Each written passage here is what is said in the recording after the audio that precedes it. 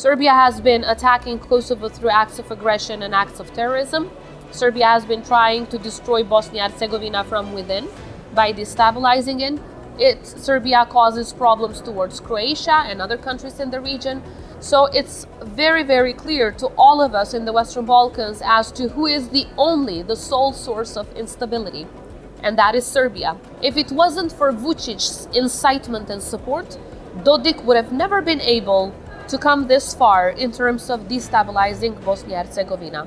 Mrs. President, welcome. Thank you. I will start with the recent event with the declaration on military cooperation between Kosovo, Croatia, and Albania. What does it bring to Kosovo and in the regional perspective in the field of defense? We actually have a number of military cooperation agreements with countries around the world, including with NATO allies. For example, we have a cooperation agreement in the area of defense with Turkey already, which we're looking at enhancing. We have defense cooperation agreements with a number of other countries that cover the areas that are now in the trilateral agreement with Albania and Croatia. And this is a model that we're seeking with many other countries. Now, of course, some of these countries are NATO members, and at the same time we have NATO in Kosovo. However, as practice shows, this does not rule out the possibility for bilateral or trilateral cooperation between countries that have a lot in common, including countries that have the same, I would say, challenges that we face. And as you know, in our region, we have been working very, very closely with Albania and Croatia for a very long time, including on training, including on purchasing defense capabilities, and counting on them as two NATO member states that have gone through similar challenges and from which we can learn a lot in our path towards becoming a fully fledged member of NATO. So it's only fitting that the cooperation that we've had so far, now we've elevated it into this trilateral agreement. And of course, we look forward to more countries joining the same kind of mindset of cooperation, which is entirely based on defense. It's not based on attacking anyone.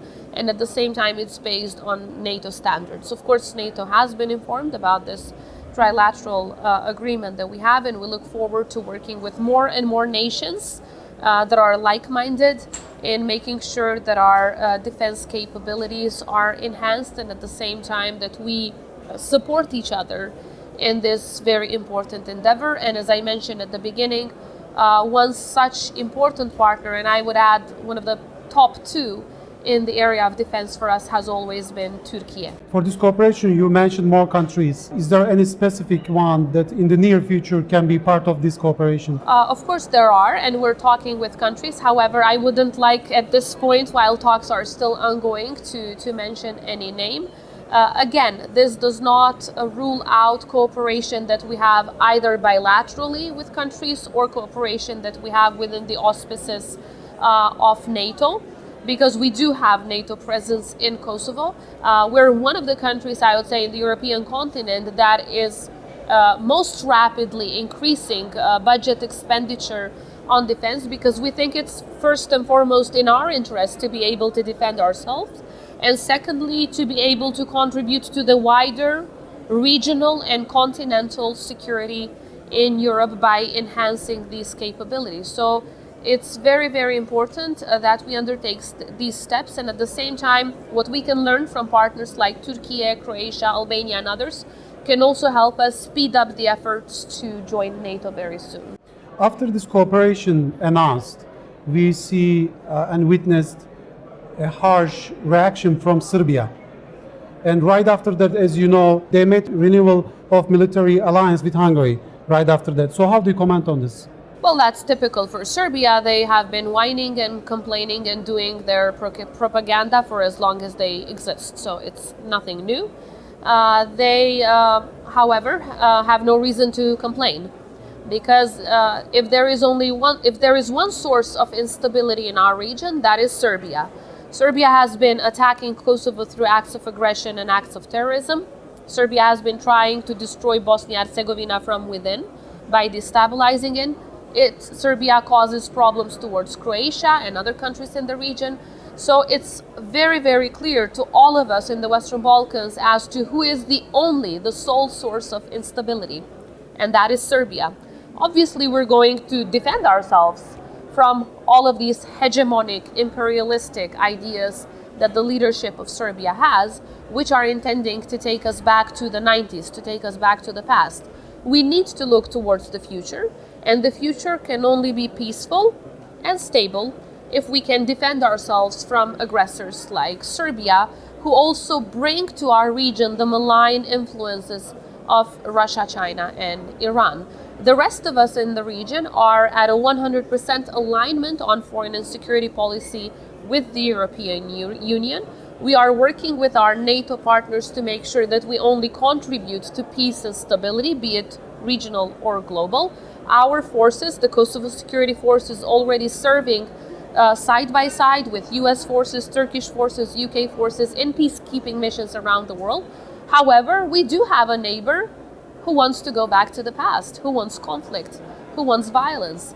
And we need to be able to have the capabilities to defend ourselves from such a mindset that belongs to the 19th century.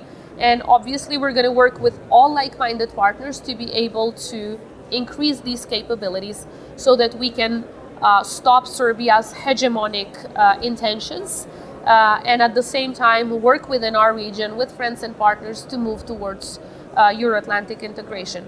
So they will complain. However, I don't think anyone that knows Serbia a little bit takes them seriously because our partnership with Albania and Croatia and with countries like Turkey and all NATO member states is rooted in values, because NATO for us is a values-based system.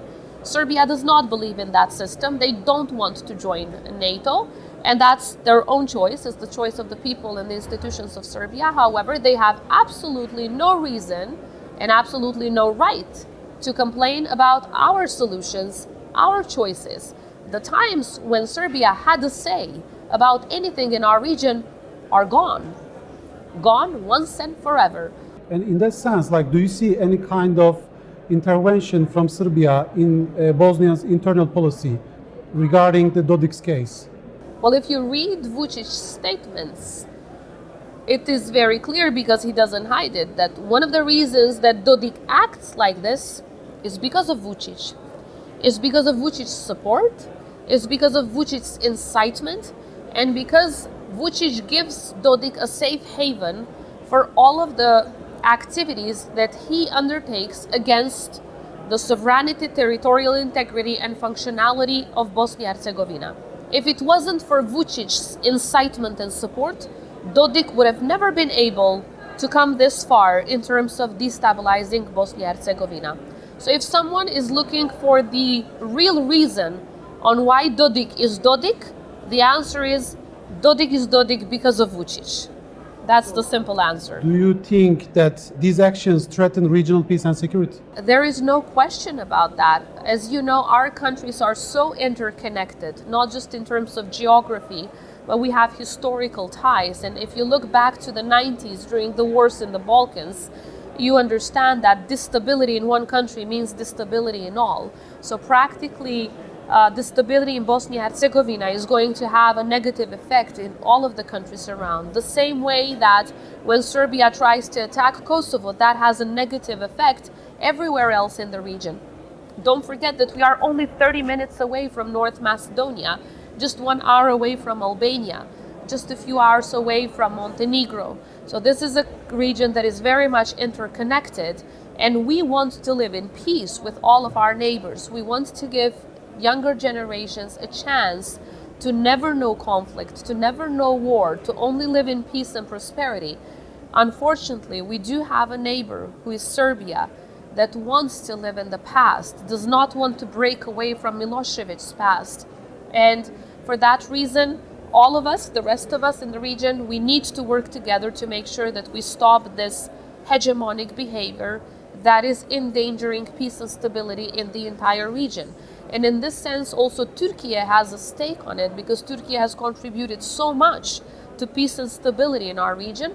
And President Erdogan personally has been engaged in making sure that this peace and this stability sustains. However, the actions of Vučić are also endangering the long-term support and contribution that President Erdogan has given to our region, especially to Kosovo and to Bosnia and Herzegovina. So I would say that these attacks of Vučić against our countries are also an attack on the interests of Turkey, because Turkey has contributed so much to the long-term peace and stability.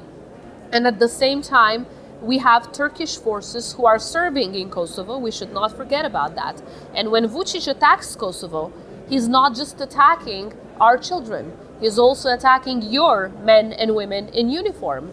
In May 2023, they injured 93 soldiers who were mainly Italian and Hungarian, but they could have been Turkish. So that's why when I'm saying that it's an attack on all of us, I mostly mean that these attacks from Serbia are endangering the people of Kosovo, of all ethnicities, but also the troops, the multinational troops that are serving from countries from the United States all the way to Turkey. I would like to continue with the Trump administration. How do you see the future relation between United States of America and Kosovo? I am very optimistic about the future between our two countries because it's rooted on an ironclad alliance that was based during some very dark hours in our history, but then was developed through success after success. And Kosovo has been blessed with bipartisan support of the United States. As you know, we were liberated during a Democrat government, but then we got our independence and support for recognitions and memberships during a Republican government. So many of those Republicans are now back in the government. They know Kosovo well. They have even served in Kosovo as soldiers in 1999. They were some of the first people to enter Kosovo, to liberate our country, to save our lives. So they have given a contribution that is existential for the success of our country. President Trump himself has been very involved in our region in his first mandate with very important successes, and I look forward to working with his administration very, very closely to see how we can jointly maintain the hard-fought peace and stability in our region, and at the same time, how we can achieve important steps forward, not just on mutual recognition between Kosovo and Serbia, because that's one issue, but how we can strengthen the Kosovo-US bilateral relations, especially on defense and security on one side, as well as economy on the other, in ways that would make both of our nations more safe, more prosperous, and stronger. And we have a number of ideas that we are discussing with the new administration, and I'm very, very hopeful that more good things are coming in this relationship, which, as I said, is, for us, it's not just a strategic alliance, but it has been existential for the success of our country.